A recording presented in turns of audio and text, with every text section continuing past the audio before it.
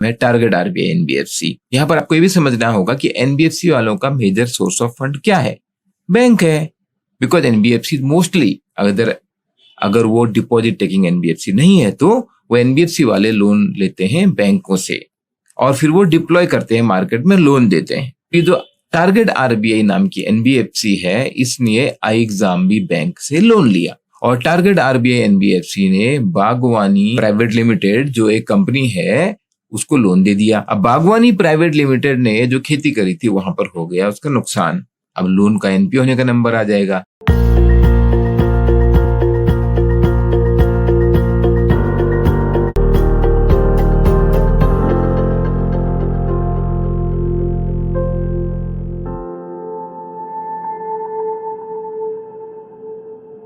Hello everyone, iXambi में आपका बहुत बहुत स्वागत है। We are here for 50% fast preparation और इस सीरीज में मैं आपको बता रहा हूँ वो इंटरेस्टिंग स्टोरी आरबीआई से रिलेटेड जुड़ी हुई वो interesting story which are going to help you in demystifying working with RBI.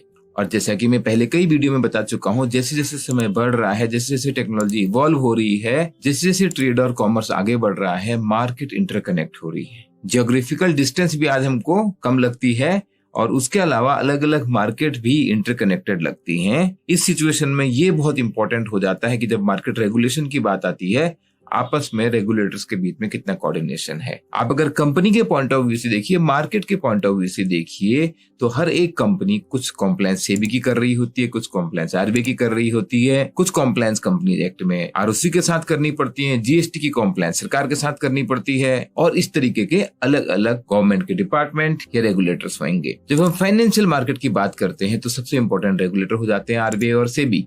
आज की स्टोरी में एग्जांपल लेके आ रहा हूं कैसे सेबी ने अपने इंस्पेक्शन में कुछ ऐसा पाया जिससे आरबीआई ने अपनी गाइडलाइंस बदल दी। आरबीआई ने बैंकों को टाइट कर दिया क्योंकि सेबी ने अल्टरनेट इन्वेस्टमेंट फंड के इंस्पेक्शन में पाया कि अल्टरनेट इन्वेस्टमेंट फंड यूज किए जा रहे हैं बैंकों द्वारा और एनबीएफसी द्वारा क्रेडिट की एवरग्रीनिंग करने के लिए, या कई बार टर्म यूज करते हैं लोग राउंड ट्रिपिंग को यूज करने के लिए। तो पहले एक एग्जांपल लेके समझते हैं ये एवरग्रीनिंग क्या होती है, राउंड ट्रिपिंग क्या होती है और किस तरीके से सेबी ने इसको इंस्पेक्शन में पकड़ा। ये सुनिए सेबी के होल टाइम मेंबर अनंत नारायण से। In our view, we've seen the AIF structures being used to structure to circumvent other regulations. Now, what do I mean by that? Publicly बोलते हुए तो मिस्टर नारायण ने जो बात बताई है बहुत छोटी सी है, बट कि इस तरीके से अल्टरनेट इन्वेस्टमेंट फंड के माध्यम से 15,000 करोड़ से 20,000 करोड़ तक के मैटर में तो लोन की एवरग्रीनिंग के एग्जाम्पल मिले हैं और इंडस्ट्री का एस्टिमेट है कि ये नंबर जाएगा 50,000 करोड़ से 1 लाख करोड़ तक। अब लोन की एवरग्रीनिंग क्या होती है, एक एग्जाम्पल लेके चलते हैं। सपोज एक बैंक है, बैंक का नाम है iXambi बैंक। दूसरे बैंक का नाम ले लूंगा तो बैंक वाले नाराज हो जाएंगे। iXambi बैंक लोन देता है एक एनबीएफसी को और एनबीएफसी का नाम है टारगेट आरबीआई एनबीएफसी। यहाँ पर आपको ये भी समझना होगा कि एनबीएफसी वालों का मेजर सोर्स ऑफ फंड क्या है, बैंक है। बिकॉज एनबीएफसी मोस्टली अगर वो डिपॉजिट टेकिंग एनबीएफसी नहीं है तो वो एनबीएफसी वाले लोन लेते हैं बैंकों से और फिर वो डिप्लॉय करते हैं, मार्केट में लोन देते हैं। ये जो टारगेट आरबीआई नाम की एनबीएफसी है, इसने iXambi बैंक से लोन लिया और टारगेट आरबीआई एनबीएफसी ने बागवानी प्राइवेट लिमिटेड जो एक कंपनी है उसको लोन दे दिया। अब बागवानी प्राइवेट लिमिटेड ने जो खेती करी थी वहां पर हो गया उसका नुकसान। अब लोन का एनपीए होने का नंबर आ जाएगा। एनपीए समझते हैं, नॉन परफॉर्मिंग एसेट। 90 दिन तक अगर आपको इंटरेस्ट या ईएमआई वापस नहीं मिल रहा है तो आपका लोन हो जाएगा NPA, non performing asset. AIF कहाँ रजिस्टर्ड होते हैं, सेबी के पास रजिस्टर्ड होते हैं। इसीलिए आपने देखा कि सेबी का whole time member is the position which is next to the chairman of SEBI. जैसे आरबीआई में डिप्टी गवर्नर होता है, यहाँ पर होता है होल टाइम मेंबर। और बड़ी इंटरेस्टिंग बात है, आरबीआई के भी कुछ लोग डेपुटेशन पे सेबी में जाके होल टाइम मेंबर बने। हमारे ही चैनल पे प्रशांत सरन सर का एक वीडियो देखिए, लिंक मैं आपको दे रहा हूँ, क्योंकि आपको आइडिया लग जाएगा सेबी में क्या क्या काम होता है। बहुत डिटेल में समझने में आपको हेल्पफुल होगा। अल्टरनेट इन्वेस्टमेंट फंड एक टाइप के फंड है, उनका रजिस्ट्रेशन कंपनी भी हो सकता है, ट्रस्ट भी हो सकता है। बेसिकली फाइनेंस के काम के लिए बनाए जाते हैं। 3 टाइप के फंड होते हैं, उसकी डिटेल दूसरे वीडियो के लिए रखते हैं और वो सेबी से रिलेटेड काम है। बट आप इनकी इंपॉर्टेंस देखिए कितनी बढ़ गई है कि पिछले साल एआईएफ कमिटमेंट बढ़ के चले गए 10 ट्रिलियन रुपए को। फर्स्ट टाइम अगर आप ये समरी देखें तो समझ में आएगा कि 10 लाख करोड़ रुपए का कमिटमेंट आया है एआईएफ से इन्वेस्ट करने के लिए और लास्ट ईयर 4 लाख करोड़ तो रेज भी हो गए हैं। सबसे ज्यादा कंट्रीब्यूशन कैटेगरी 2 टाइप के फंड का है और मोस्टली HNI से ही ये पैसा आ रहा है। आम आदमी AIF में इन्वेस्ट नहीं कर सकता बिकॉज इसमें रिस्क ज्यादा इन्वॉल्व है।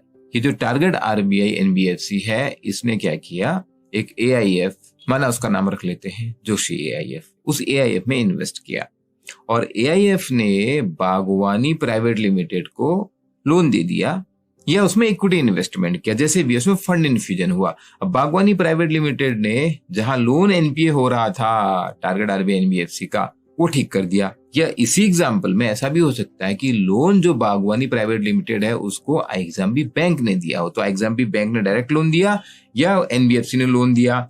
लेकिन जब लोन प्रॉब्लम में आ रहा था तो यहाँ पे AIF के माध्यम से जो जोशी AIF है उसमें बैंक ने या NBFC ने पैसा डाला और जोशी AIF ने बागवानी प्राइवेट लिमिटेड को पैसा दे दिया, इक्विटी दिया, शेयर खरीद के या आपने लोन दिया और उसके पास बागवानी प्राइवेट लिमिटेड का पैसा आ गया और उसने बैंक की किस्त वापस कर दी, NBFC की किस्त वापस कर दी और लोन हो गया एवरग्रीन, NPA होने से बच गया। पैसा बेसिकली रूट हो रहा है। तो जैसा देखा आपने, मिस्टर नारायण ने बताया कि सेबी ने अपने इंस्पेक्शन में यह पाया, उन्होंने RBI को बताया, RBI ने तुरंत एक्शन लिया। RBI एक्शन किस पे लेगा? बैंक पर और NBFC पे, क्योंकि ये है RBI रेगुलेटेड एंटिटी। और AIF का इंस्पेक्शन किसने किया यहाँ पे? सेबी ने, बिकॉज AIF का रजिस्ट्रेशन, AIF का रेगुलेशन होता है सेबी के पास। RBI ने बैंक और NBFC को ये बोला कि अगर आपने ऐसे किसी AIF में पैसा डाला हुआ है तो आप उस AIF में जो आपका इन्वेस्टमेंट है उसको मैक्सिमम 30 दिन में बेच दीजिए। और अगर वो नहीं कर सकते हैं तो जो भी आपका लोन एक्सपोजर है उस पर आप प्रोविजनिंग करिए, क्योंकि हम तो उसका NPA मान के चलेंगे। आपने AIF के तरह से पैसा घुमाया है, उसी से आपकी किस्त वापस आ रही है, हमारे हिसाब से लोन NPA हो जाएगा। इस पर आप प्रोविजनिंग करिए। और थर्ड पॉइंट, अगर वो जो AIF है जब उसने पैसा दिया है तो एक ऐसा क्लॉज लगाया है, उसको बोलते हैं प्रायोरिटी डिस्ट्रीब्यूशन मॉडल। और वो क्लॉज क्या है? AIF बोलती है कि अगर कंपनी डिफॉल्ट होती है, बागवानी प्राइवेट लिमिटेड डिफॉल्ट होती है, तो सबसे पहले वो पैसा चुकाएगी, यानी कि कंपनी को बेच दिया जाएगा। तो सबसे पहले वापस पैसा किसका होगा? AIF का। बैंक वाले को बाद में मिलेगा। नॉर्मली लेंडर को पहले मिलता है। अगर एक इक्विटी इन्वेस्टर होगा और दूसरा डेट इन्वेस्टर है तो डेट पहले लिक्विडेट किया जाता है, लेकिन यहाँ पे क्लॉज है पहले से, वो लीगल एग्रीमेंट है।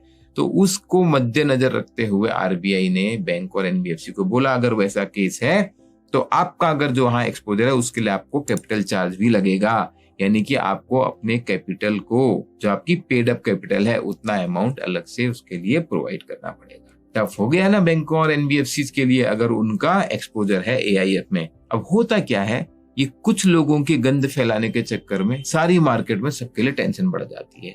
मार्केट में अच्छे प्लेयर्स भी होते हैं। For example national investment infrastructure fund, भाई इंफ्रास्ट्रक्चर में इन्वेस्ट करता है, ये अपने आप में क्या है? एक AIF है। अब इसमें आप देखिए इन्वेस्टमेंट आपको दिख रहा होगा, एक्सिस बैंक का भी है, ICICI बैंक का भी है, भारत सरकार का भी है, ADB new development bank, state bank of India. अब अगर किसी इंफ्रास्ट्रक्चर प्रोजेक्ट में NIIF ने इन्वेस्ट किया हुआ है, NIIF ने वहां लोन दिया हुआ है और उसी प्रोजेक्ट में बैंक ने, सपोज यहाँ पे SBI ने भी लोन दिया हुआ है, तो RBI क्या बोल रहा है? आपने जो NIIF में इन्वेस्ट किया हुआ है SBI से या एक्सिस बैंक से, बोल रहा है आप वो इन्वेस्टमेंट वापस ले लो। लेकिन ये रियलिटी है मार्केट की, क्योंकि मार्केट इवॉल्व होती है। लोग मार्केट में मैनिपुलेशन के, एवरग्रीनिंग के, पैसा घुमाने के तरीके निकाल के लाते हैं। रेगुलेटर फिर उसको पकड़ते हैं। इस केस में सेबी ने पहले पकड़ा, फिर RBI को बताया, RBI नई गाइडलाइन लेके आया, कुछ और प्रॉब्लम आएंगी, इंडस्ट्री वाले फिर जाएंगे RBI और सेबी के पास रिक्वेस्ट करेंगे, फिर कुछ वो नए एग्जेम्पशंस लेके आएंगे। And this is the beauty of the regulation, this is the beauty of the policy making, और यही मजा है यहाँ पे काम करने का। दोस्तों, इस तरीके की बातें मैं आपको बताता रहूंगा। अगर आपको ये इंटरेस्टिंग लग रही है, आपको कोई प्रश्न पूछना है तो प्लीज कमेंट कीजिए। मेरी भरपूर कोशिश है कि मैं आपको ये बता पाऊं कि रेगुलेटरी बॉडीज में काम करना is very different, very different than working in a commercial organization, and we at iExamBee are here to make your job preparation 50% faster, to unfold your potential। आपको अगर वीडियो अच्छा लगा तो प्लीज लाइक कीजिए, share कीजिए, channel को subscribe कीजिए। Wish you all the best.